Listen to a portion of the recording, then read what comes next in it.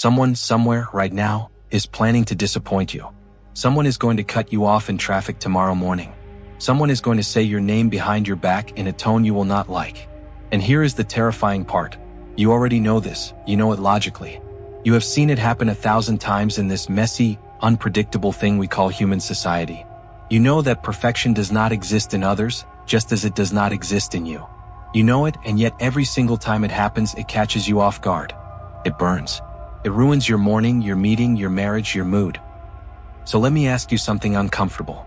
If you already know people will fail you, why does it still control you? The Stoics had an answer to this. Not a soft, forgiving answer. A brutal one. They said the problem was never the other person. The problem was not the event itself, however rude or unfair it might seem. The problem was that you were still, somewhere deep inside, expecting the world to behave. You were demanding that reality conform to your wishes, rather than accepting reality as it is. 2,000 years ago, a Roman statesman sat down and wrote an entire book about this exact problem. Not a chapter, not an essay, a book. 3 volumes, in fact, because he understood something most people never do. Anger is not a reaction. Anger is a decision your mind makes so fast that it feels like it was not a decision at all. It feels like a reflex, like blinking when something flies toward your eye. But it is not. And today we are going to slow that decision down, together. His name was Lucius Annaeus Seneca, advisor to an emperor, one of the wealthiest men in Rome. A playwright, a philosopher, a man who had survived exile, illness, and the constant threat of execution by the very court he served. He was not a monk meditating in a peaceful cave. He lived in the swirling, treacherous heart of political power, surrounded by betrayal and ego. Seneca wrote a treatise called De Ira on anger, addressed to his older brother, Novatus, who had apparently asked him a simple question: how does a person free themselves from this affliction? Seneca did not open with comfort. He opened with a warning. He described anger, in his own words, as the most hideous and violent of all the emotions.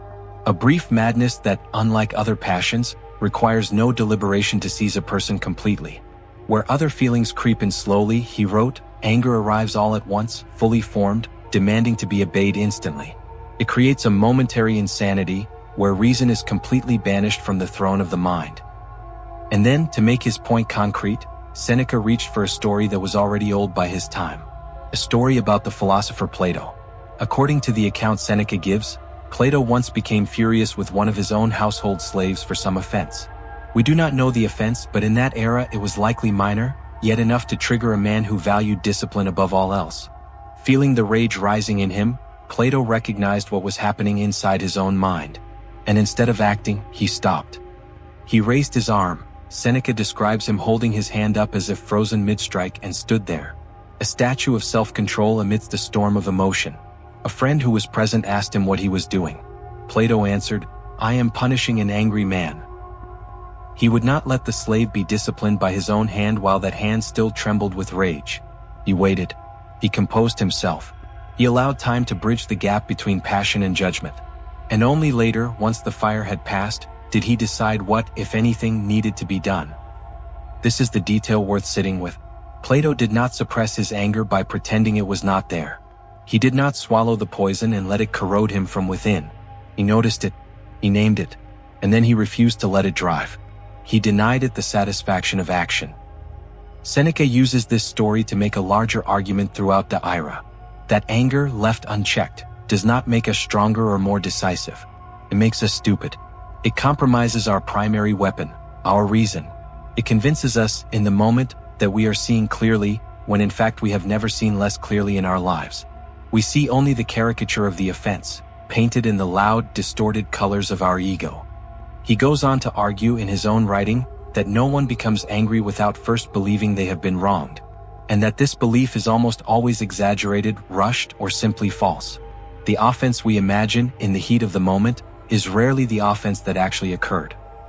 Seneca himself, by his own admission in his letters to Lucilius, was not a naturally calm man. He wrote candidly about practicing a nightly ritual. He knew the pull of frustration intimately, reviewing his own day before sleep, asking himself where he had failed, where his temper had gotten the better of him, and resolving to do better tomorrow. He treated the mind the way a physician treats a wound, with unglamorous, daily attention, not a single dramatic cure. He understood that a character is not built in a moment of crisis, but in the small, repeated choices of every ordinary day. That is the real story here. Not a man who was born calm. A man who trained himself to pause. Here is what modern psychology has only recently confirmed in its own language, what Seneca understood without a laboratory. There is a gap. A real, measurable gap between the moment something happens to you and the moment you feel the emotion about it. Modern neuroscience calls it the journey from the amygdala to the prefrontal cortex. It is small, sometimes less than a second, but inside that gap lives your entire future. Inside that gap is the difference between a regret you carry for years and a moment of quiet strength you can be proud of. Modern psychologists call this the appraisal. The instant, often unconscious interpretation your mind makes of an event before the feeling arrives. Someone does not reply to your message, and in that gap your mind decides, they are ignoring me, they do not respect me. The brain chooses the story of insult because it is fast and protective. And the anger that follows is not a reaction to the silence. It is a reaction to the story you just told yourself about the silence. Plato in that courtyard found that gap. He caught himself mid-appraisal, mid-story, and refused to let the story finish writing itself before he had examined it. He challenged the initial, aggressive interpretation. This is where wealth and success actually live. Not in avoiding conflict. Not in becoming numb. Every person who has built something lasting, a business, a reputation, a family that trusts them, has done it while absorbing an enormous number of small offenses they simply chose not to react to. Not because they did not feel them. Because they understood that reacting instantly is almost always the least intelligent option available to them. They knew that peace is a strategic advantage. Anger feels like power in the moment. It is, almost without exception, the opposite. It hands your decision-making over to the least rational part of your mind, at the exact moment you can least afford that. It turns you into a puppet with the external world pulling your strings. The goal, then, is not to become a man or woman who feels nothing. The goal is not to be a lifeless stone. The goal is to become someone who feels everything and still chooses. So how do you actually build this? Not as an idea, as a practice. Step 1. The deliberate pause. The next time you feel the heat rising, a message, a comment, a slight, do not respond. Not for 10 seconds, just 10. It sounds simple, but it is one of the hardest things you will ever do. Seneca himself recommended in De Ira that when angry, we ought to delay every action and word until the initial heat has cooled, because time itself reveals the truth that the first flash of anger obscures. Use those 10 seconds to simply notice the feeling in your body, the tight jaw, the quickened breath, without acting on it. Describe the physical sensation to yourself. You are not suppressing it. You are observing it the way Plato observed his own raised hand. Step 2. Interrogate the story, not the event. Ask yourself plainly, what actually happened versus what I am telling myself it means. Someone was short with you in an email. That is the event. They think less of me is the story. They are trying to undermine me is the story. Separate the two every time out loud if you have to.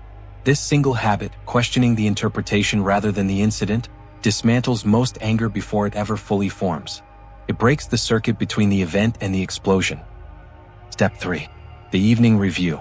Before sleep, take 5 unhurried minutes. Ask yourself 3 questions. Where did I lose my composure today? What triggered it? And what would the version of me I respect most have done instead? This is the practice of self-correction Seneca used every night of his life. This is not self-punishment. It is maintenance. Seneca described doing this nightly, treating it the way one might tend a garden, small, unglamorous, repeated. You are uprooting the weeds of instinct and planting the seeds of reason. Over weeks, this single habit rewires what used to feel automatic. Step 4. Remember the dichotomy. Before reacting to anyone, ask one final question. Is this actually within my control? The ultimate Stoic test. Their opinion of you, not in your control. Their behavior, not in your control. Their traffic decisions, not in your control. Your response, entirely, completely, only ever in your control. Anchor yourself here every time, and you will find the anger has nowhere left to stand. You have taken away its foundation. The people who wronged you today will likely never know the power they almost had over your peace. Do not give it to them. Not because they do not deserve your anger. Perhaps they do. But because you deserve your own composure more than they deserve your reaction. If this brought you even a moment of clarity, subscribe. There is more of this waiting for you. And the next time someone tries to take your peace, You will already know exactly what to do.